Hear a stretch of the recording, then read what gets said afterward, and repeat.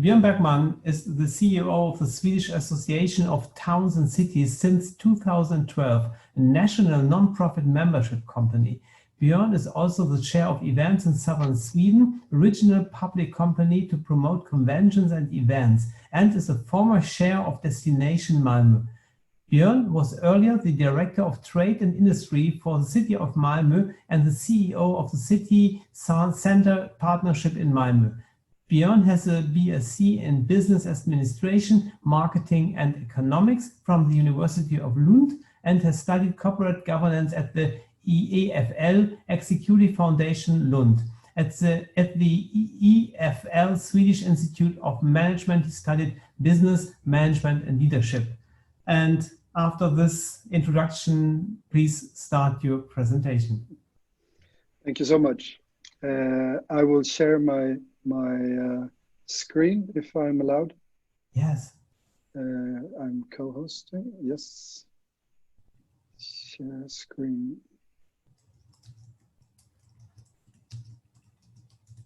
There you go.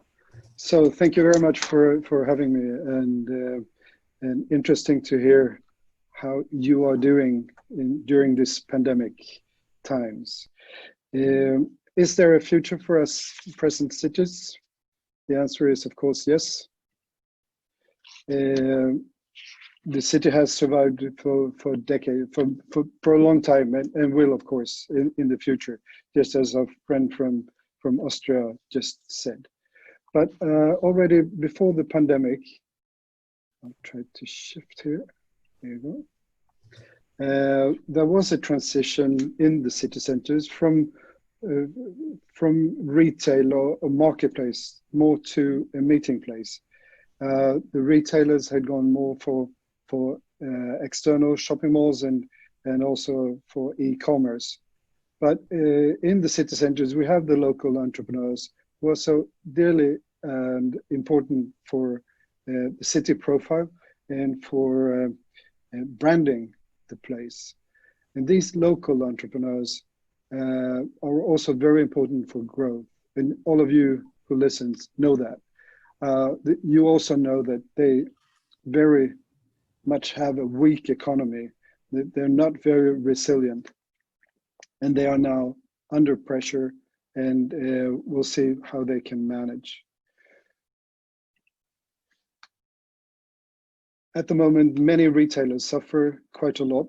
We've had a loss in many cases up to 50% in the city centers, and the turnover has been even worse, about a loss of between 25 to 80% as it dropped. And especially we see this in the tourism dependent cities. We have some close to the border of Norway, and they are really suffering. This proves also that our private-public partnerships are very important in this time of crisis. And we've also helped with many different creative initiatives. This picture here is actually from a store, a ladies' clothing shop called Liebling. Yes, it's a German name, yes.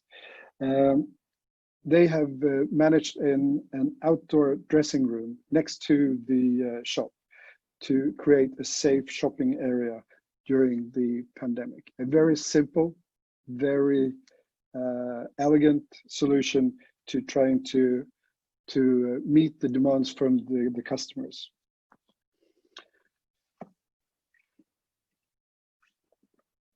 There has been a lot of different initiatives, some of them very much like Austria just reported on. Many find the government support program a bit complicated and bureaucratic and not very useful for retailers and restaurateurs. There's also local municipality supports. Some of the municipalities actually bought gift certificates for their employees at the local shops with a limited time so that they would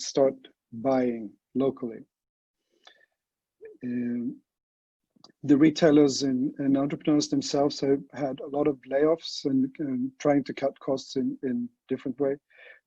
Some of the property owners are actually very helpful and tries to support with lower rents. But all in all, it's a very tough time. This picture here is from a local flower shop who invented a drive-through. So you can order your bouquet of flower online, and then you come pick it up outside the shop, and the clerk comes out to leave the flowers and pay and take payments.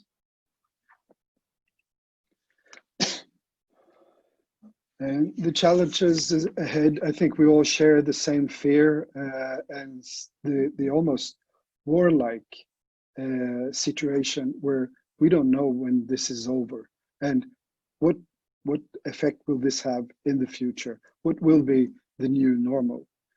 We know that we will have a lot of empty premises, a lot of shops will lay down, and will they be residential areas? Will they be offices? Or will we use them for cultural and social activities? We have to create footfall. We have to give a reason to come to the city center. And we also need to have entrepreneurs who are economic sustainable. This is something that we really have to work on. I'll try to change here. And looking forward, this is a great time for us to decide what type of city centers do we actually want, because there will be changes. And now is the time for us to get together, the public and the private sector, and try to find out what type of city centers we want. We know that we need innovation. We need new types of business models. Retail has not been very innovative for a very, very long time, I think. We see some new models. Rent your dress. That's a new way to a new business model. Bike sharing, etc. So I think we can actually achieve something together here. We understand that the digitalization, that's a hard word, is moving on very, very fast. We see that elder people use e-commerce in a whole new different way. We buy our daily food online now that we didn't before. And this will keep on in the future. I think we'll see maybe not a decreased consumption, but a different type of consumption, different types of consumer behavior. And we need to meet that. I think we'll see in a very long time less tourism. And that means the international tourism. Maybe we will have some national tourism, in-house tourism, that will benefit many. But all in all, less tourism.